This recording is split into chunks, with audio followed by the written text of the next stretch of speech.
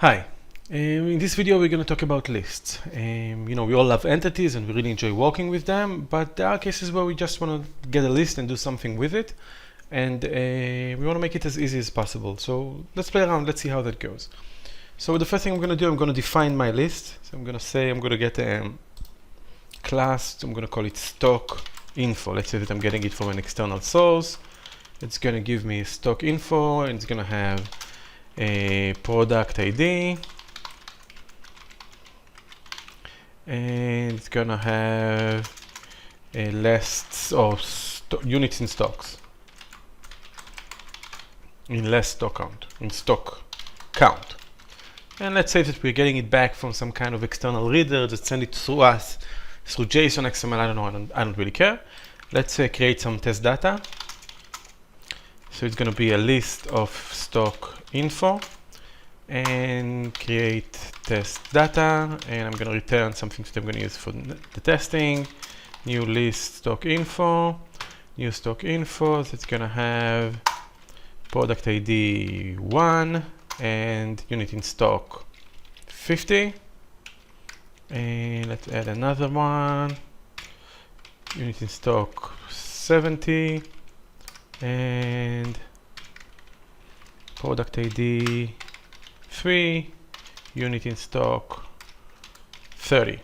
Okay, so we got a list of 3 items that we're going to get back from this call, and let's make it also non-linear, so it's going to be product 7, 1, 7, and 3. Great. So we have this list. Gotta say that they could have done a better job formatting it, but hey, let's not be picky. And let's go ahead and work with this list and see what we can do. So the first thing I'm going to do, I'm going to go to the application on start, just so I'll have some kind of playground to work with. It runs immediately as the application starts. And then I can say here, okay, for each item in products stock info create test data. And I can do mbox item dot product ID. Let's start with that. I'll run this code and I'll get 1, 7, and 3. Perfect. And let's just add the using here so we'll have shorter code. It will be more fun. And now let's say that I want to do something with the products table, like compare the units that we know in the database with the units that we're getting from it. So I can define here new models product, and I can do here P for each row, where P product ID is equal to item dot product ID. And what I want to do is I'm going to show a message box with some structured info. So let's do something like that. And we're going to say ID. It's going to be product ID. Item dot product ID. And we're going to say a name item dot product name. P dot product name, because we're going to get it from our entity, and current quantity it's going to be P dot unit in stock, and new quantity it's going to be item dot unit in stock count. Okay, so once we've done that, if we run the code, for every item in the list, we're going to get these results. The name, the current quantity, the new quantity, and we can live happily ever after.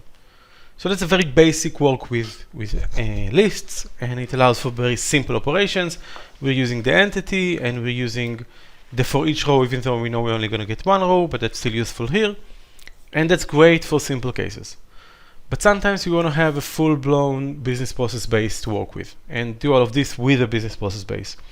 So let me show you how we can do that and still enjoy all the fun of relations and IOs and everything else we enjoy doing. So I'm going to head over and I'm going to add a new item here, and I'm going to call it demo list business process. BP, let's make it short because it's already too long. So here we have our business process.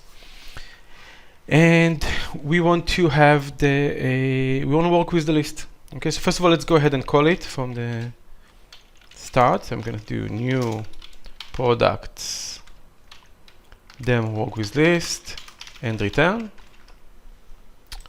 And let's create the same thing but with the business process now. So what we will do then, we will define let's start with that stock info create as data that returns a list, and this has something called get enumerator, which is an object that can iterate over the data.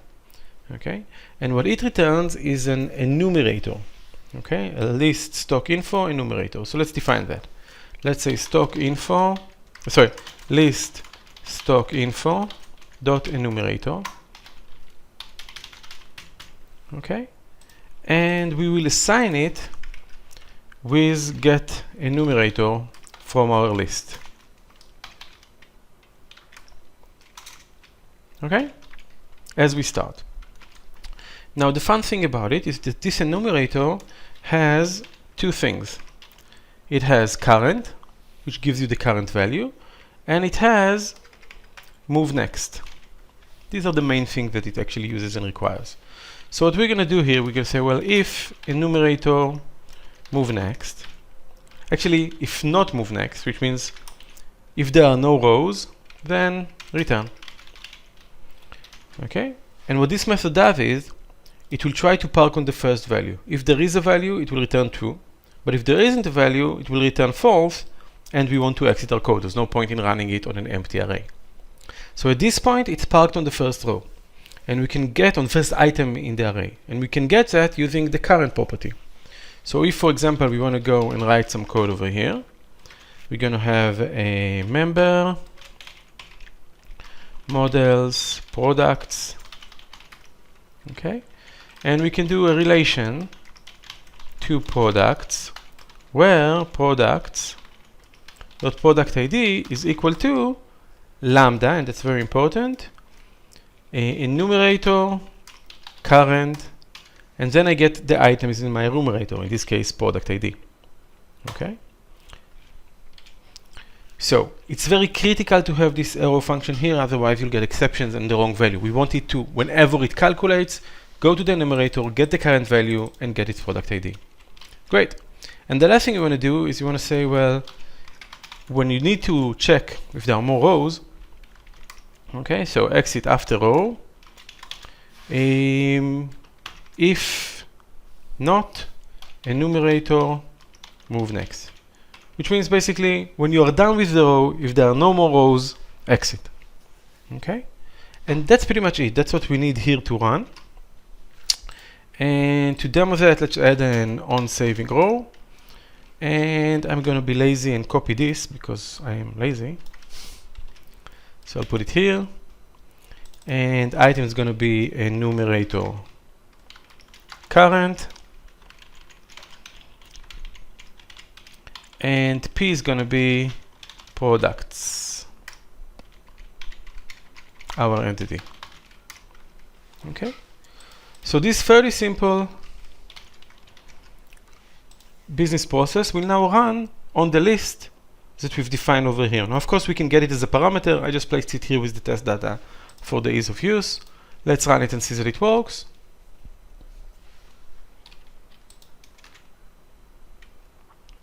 And just like today, I'm having always a great day. Let's see what goes on here. So we are getting here, and perfect. We get exit after if not enumerator, perfect. And then, yeah, I've done it on saving row. I should have put it on leave row.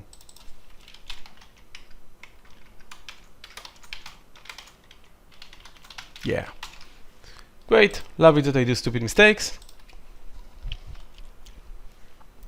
And I got the first item, second item, and third item. So let's repeat what we have here. We're using the .NET enumerator to enumerate the data. We're starting it by initializing it.